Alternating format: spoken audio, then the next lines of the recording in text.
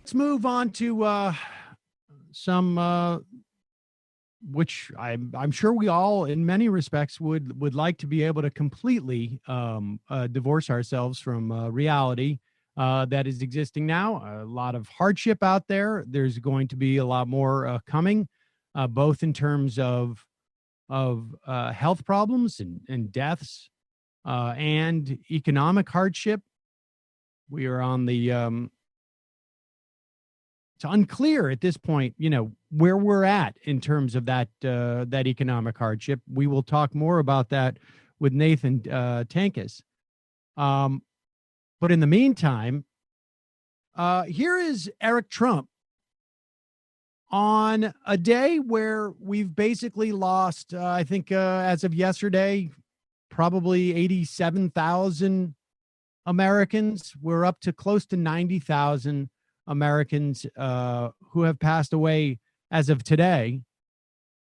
We are at best 25% infection rate in New York at best, 5-7%, maybe the rest of the country at best. Hopefully we'll get some treatments that will deal with this, but here's Eric Trump basically explaining that this is all basically a hoax. They're still saying this. 76 days to be exact away. And listen, Biden loves this. Biden can't go on stage without making some horrible blunder. I mean, even from his basement, he's making awful gaffes every single day. So his campaign's thrilled that he's not going out there. And they think they're taking away Donald Trump's greatest tool, which is being able to go into an arena and fill it with 50,000 people every single time, right? So they will, and you watch, they'll milk it every single day between now and November 3rd. And guess what? After November 3rd, coronavirus will magically all of a sudden go away and disappear, and everybody will be able to reopen.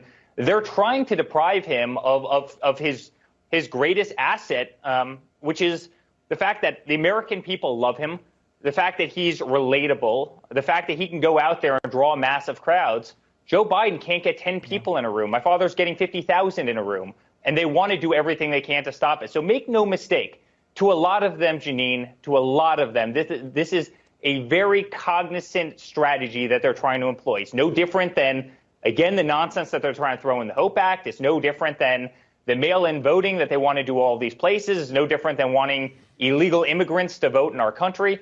It is a cognizant strategy. And it's sad. And again, it's not going to be allowed to happen. We're going to win in November.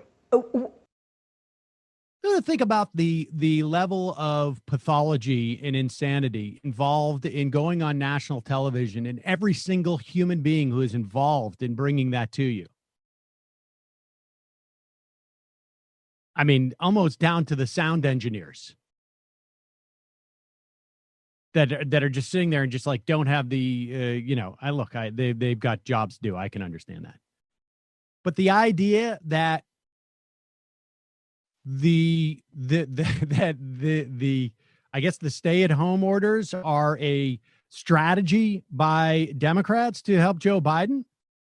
How insane do you have to be to actually? I mean, I don't know how insane you have to be to actually believe it. I don't know, but the question is, how insane do you have to be to go and say that on television in front of people? This is a strategy. Democrats don't control anything. They certainly don't control any of the states that, I mean, I guess it's Wisconsin. They don't control Wisconsin. They think this is all strategy so that Donald Trump can't do a rally in Long Island or in Albany or in L.A. It's nuts. This is what a suicide cult looks like. And, we'll never know if the leader of this cult and his family actually believe this stuff or not. We won't know. I suspect, though, that they will not be, the ones sipping on that Kool-Aid when that happens. But that's just bizarre. And I don't know when the second wave is going to hit. I don't know if we're going to see spikes on these states that have opened up in the near term.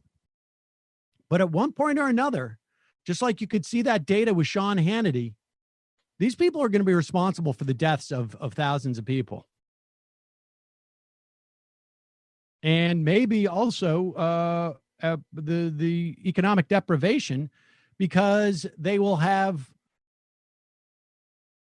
we will at one point have to go back in to clean up the damage in a way that is far more intense than we're experiencing now, to clean up the damage that these people are creating. It's unbelievable. They're nuts.